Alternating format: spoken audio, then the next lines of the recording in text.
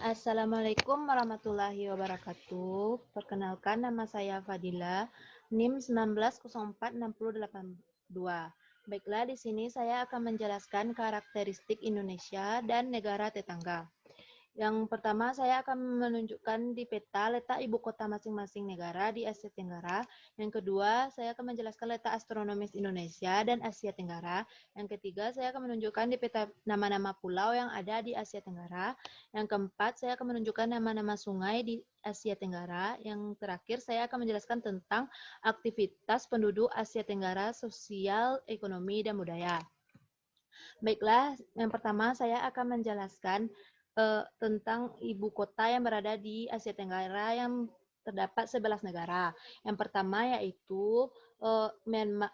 Yang pertama yaitu Myanmar beribu kotakan Burma, selanjutnya Laos beribu kotakan Vietnam, selanjutnya Thailand beribu kotakan Bangkok, Kamboja beribu kotakan Phnom Penh, Vietnam beribu kotakan Hanoi, selanjutnya Malaysia beribu kotakan Kuala Lumpur, Singapura beribu kotakan Singapura, Indonesia beribu kotakan Jakarta,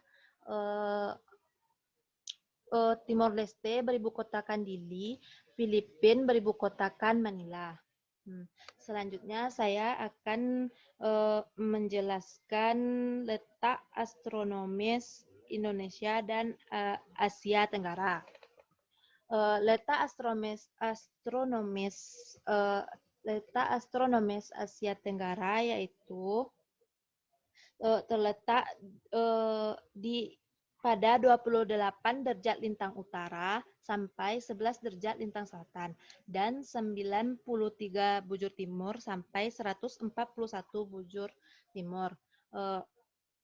Dan letak astronomis pada Indonesia yaitu terletak pada 6 derajat lintang utara sampai 11 derajat lintang selatan dan 95 bujur timur sampai 141 bujur timur.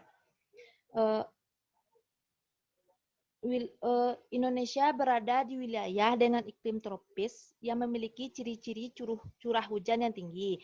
Terdapat hutan hujan tropis yang luas, sinar matahari sepanjang tahun, kelembapan udara yang tinggi, dan letak ini menyebabkan Indonesia memiliki 3 daerah waktu, yaitu yang pertama waktu Indonesia Barat atau WIB.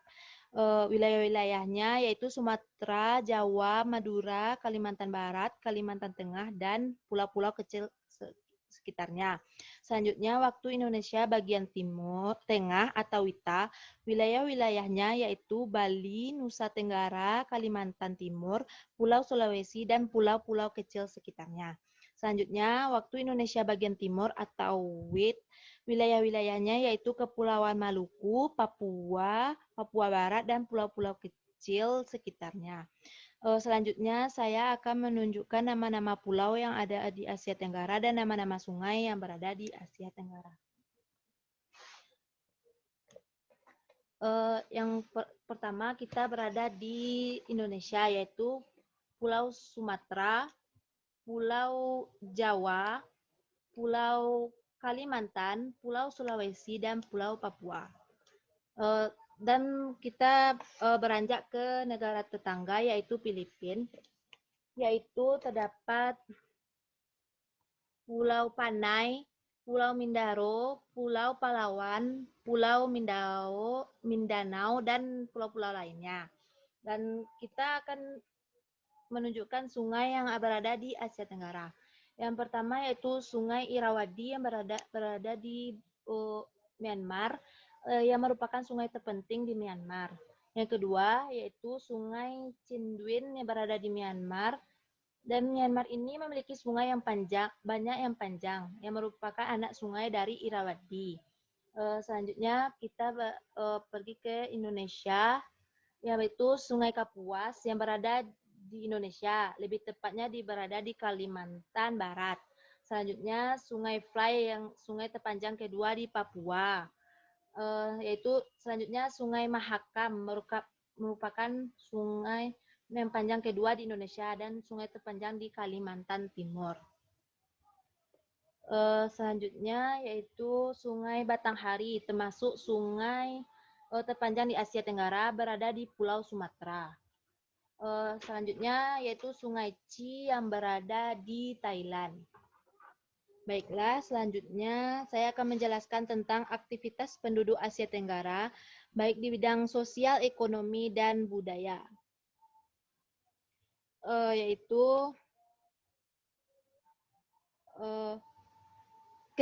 di dalam bidang ekonomi, kebanyakan ekonomi negara-negara di Asia Tenggara masih digolongkan negara berkembang. Hanya di Singapura yang digolongkan ke dalam negara maju. Ekonomi kawasan Asia Tenggara masih banyak tergantung pada hasil alam, dengan pengecualian Singapura. Dengan pembentukan kawasan perdagangan bebas Asia Tenggara oleh negara-negara ASEAN diharapkan dapat mempercepat pertumbuhan ekonomi di kawasan. Baiklah, selanjutnya yaitu dampak ASEAN pada sosial dan budaya.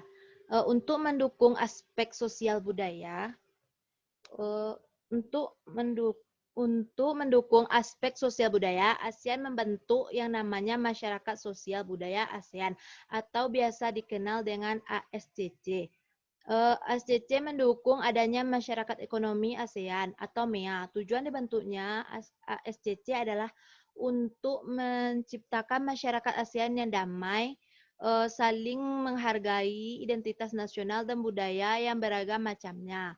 Juga menciptakan rasa kekita-kitaan yang kompak. Baiklah, hanya itu yang dapat saya sampaikan. Saya sudahi dengan Assalamualaikum warahmatullahi wabarakatuh.